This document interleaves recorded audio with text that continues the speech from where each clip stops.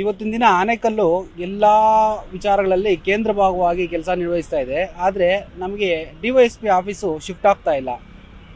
ಮುಂಚೆ ನಮಗೆ DYSP office ಹೆಬ್ಗೋಡಿಯಲ್ಲಿತ್ತು. ಅದು ಸೆಂಟರ್ ಆಫ್ ದಿ ಸಿಟಿ ಇತ್ತು, ಎಲ್ಲ ಸ್ಟೇಷನ್ಗಳಿಗೂ ಹತ್ರವಾಗಿತ್ತು, ಎಲ್ಲದರಲ್ಲೂ ಕೈಗೆಟುಕುವ ರೀತಿಯಲ್ಲಿತ್ತು. ಆದರೆ ಡಿವೈಎಸ್ಪಿ ಆಫೀಸು ಹೆಬ್ಗೋಡಿಯಿಂದ ಡಿ ಸಿ ಪಿ ಆಫೀಸ್ ಆಗಿ ಅದು ಚೇಂಜ್ ಆಯಿತು.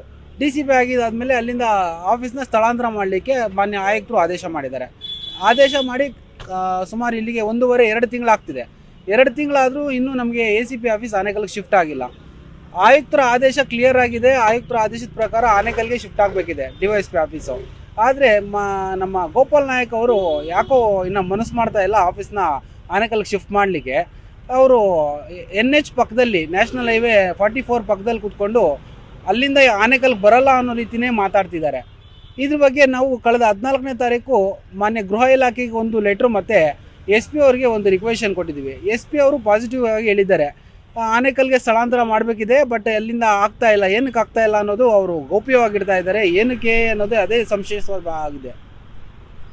ಯಾಕೆ ಸರ್? ಅಂದ್ರೆ ಏನಾದ್ರು ಅವರಿಗೆ ಆನೇಕಲ್ ಬರೋದಕ್ಕೆ ಅಂದ್ರೆ ಅತ್ತಿಬೆಲೆಗಿನ ಆನೇಕಲ್ ಕಚೇರಿ ಚೆನ್ನಾಗಿದೆ, ಯಾಕೆ ಬರ್ತಾ ಇಲ್ಲ ಅಂತ ಹೇಳಿ? ಸರ್ ಸಿಂಪಲ್ ಸರ್, ರಾಷ್ಟ್ರೀಯ ಹೆದ್ದಾರಿ ಪಕ್ಕದಲ್ಲಿ ಕೂತ್ಕೊಂಡ್ರೆ ಅವ್ರಿಗೆ ಬಿಸ್ನೆಸ್ ಆಗ್ತಿದೆ ಅಂತ ಅನ್ಕೊತೀನಿ ನಾನು. ಚೆನ್ನಾಗಿ ಬಿಸ್ನೆಸ್ ಆಗ್ತಿದೆ. ಆನೇಕಲ್ ಸೆಂಟ್ರಿಗೆ ಬಂದರೆ ಇಲ್ಲಿ ಬಿಸ್ನೆಸ್ ಆಗಲ್ಲ. ಇಲ್ಲಿಗೆ ಕ್ರೈಮ್ ರೇಟ್ ಜಾಸ್ತಿ ಆಗ್ತಿದೆ. ಕ್ರೈಮ್ ರೇಟ್ ಕಂಟ್ರೋಲ್ ಮಾಡೋದು ಬಿಟ್ಬಿಟ್ಟು ಇವ್ರು ಬಿಸ್ನೆಸ್ ಕೂತ್ಕೊಂಡಿದ್ದಾರೆ ಅನ್ನಿಸ್ತಾ ಇದೆ. ಅತ್ತಿಬೆಲೆ ಕಾರಿಡಾರ್ ಇದೆ, ಇಂಡಸ್ಟ್ರಿಯಲ್ ಕಾರಿಡಾರ್ ಇದೆ, ಬೊಮ್ಮಸಂದ್ರ ಕಾರಿಡಾರ್ ಇದೆ. ಇಲ್ಲೆಲ್ಲ ಚೆನ್ನಾಗಿ ಬಿಸ್ನೆಸ್ ಇದೆ. ಆನೇಕಲ್ ಬಂದರೆ ಏನಿದೆ? ಯಾವುದು ರಾಷ್ಟ್ರೀಯ ಹೆದ್ದಾರಿ ಇಲ್ಲ, ಒಂದು ರೈಲ್ವೆ ಫೆಸಿಲಿಟಿ ಇಲ್ಲ, ದೂರ ಇದೆ, ಎಲ್ಲದಕ್ಕೂ ದೂರ ಇದೆ.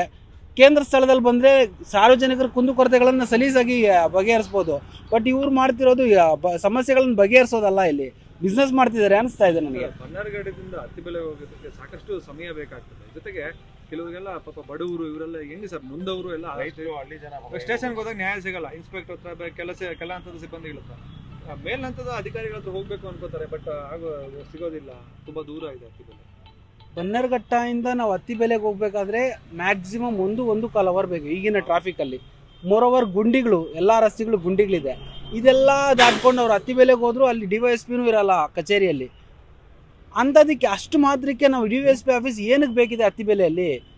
ಈಗ ಆನೇಕಲ್ಲಲ್ಲಿ ನಮಗೆ ನ್ಯಾಯಾಲಯಗಳಿದೆ, AC ಆಫೀಸ್ಗಳು ಶಿಫ್ಟ್ ಆಗಿದೆ, ತಾಲೂಕು ಆಫೀಸ್ ಇದೆ, ತಾಲೂಕು ಕಚೇರಿ ಇದೆ. ಎಲ್ಲ ಕಚೇರಿಗಳು ನಮ್ಮ ಕೇಂದ್ರ ಸ್ಥಳವಾದ ಆನೇಕಲ್ಲಲ್ಲಿ ಇರಬೇಕಾದ್ರೆ DYSP ಅವರು ಏನಕ್ಕೆ ಮುಂದಿಡ್ತಾ ಇದ್ದಾರೆ?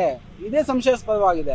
ಸರ್ಕಾರದ ಆದೇಶನ ಆಗಿದೆಲ್ಲ ಹೆಡ್ ಕ್ವಾರ್ಟರ್ ಅಲ್ಲಿ ಎಲ್ಲ ಕಚೇರಿ ಬೇರೆ ಅಧಿಕಾರಿಗಳು ಸರ್ಕಾರ ಆದೇಶಕ್ಕೆ ಇವರು ಮನ್ನಣೆ ಕೊಡಲ್ಲ. ಇನ್ನೆಷ್ಟು ಇದಿರಬೇಕು ಸರ್? ಅವ್ರ ಹತ್ರ ಮಾತಾಡಿದ್ರೆ ಅವರು ಸಿಂಪಲ್ ಆಗಿ ಸರ್ ಒಂದೇ ರೀಸನ್ ಹೇಳೋದು, ನಾನು LLB ಮಾಡಿದ್ದೀನಿ, ನನಗೆ ಮಾಜಿ ಬೆಂಗಳೂರು ಸಂಘದ ವಕೀಲರ ಸಂಘದ ಅಧ್ಯಕ್ಷರು ನನಗೆ ಪರಿಚಯ ಇದೆ, ನನಗೆ ಬ್ಯಾಚ್ಮೆಂಟು, ನಾನು ಕೇಳಲ್ಲ, ನನಗೆ ಗೊತ್ತು ನಾನೇನು ಮಾಡಬೇಕು, ಈ ರೀತಿ ಮಾತಾಡ್ತಾರೆ. ಮೊಂಡುತನ.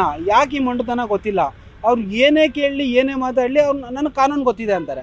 ಕಾನೂನು ಪಾಲನೆ ಮಾಡೋಕ್ಕೆ ಅವರೇ ಮುಂದೆ ಬರ್ತಾ ಇಲ್ಲ. ಇನ್ನೆಂಗೆ ಕಾನೂನು ಗೊತ್ತಿದೆ ಅಂತ ಹೇಳ್ತಾರೆ? ಸ್ಟೇಷನ್ಗೆ ಹೋದಾಗ ಸಿಗ್ತಾರಾ ಸರ್?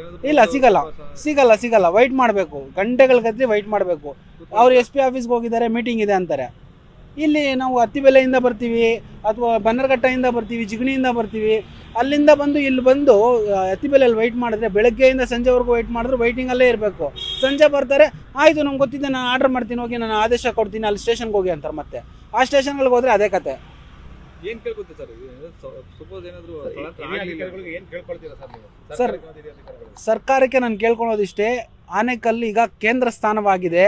ಎಲ್ಲ ಸರ್ಕಾರಿ ಮುಖ್ಯ ಕಚೇರಿಗಳು ಆನೇಕಲ್ ತಾಲೂಕಲ್ಲಿದೆ. ಆದ್ದರಿಂದ DYSP ಅವರ ಆಫೀಸ್ ಕಚೇರಿ ಏನಿದೆ ಅದನ್ನ ಅತ್ತಿಬೆಲೆಯಿಂದ ಇಮಿಡಿಯೇಟ್ ಆಗಿ ಆನೇಕಲ್ಗೆ ಸ್ಥಳಾಂತರ ಆಗಬೇಕು. ಸ್ಥಳಾಂತರ ಆಗಿಲ್ಲ ಅಂದರೆ ಇದ್ರ ಬಗ್ಗೆ ಮುಂದಿನ ದಿನಗಳಲ್ಲಿ ನಾನು ನ್ಯಾಯಾಲಯದ ಮೊರೆ ಹೋಗಿ ಅದೇನು ಆದೇಶ ಬೇಕೋ ಅದನ್ನ ತರೋದಕ್ಕೆ ನಾವು ರೆಡಿ ಇದ್ದೀವಿ.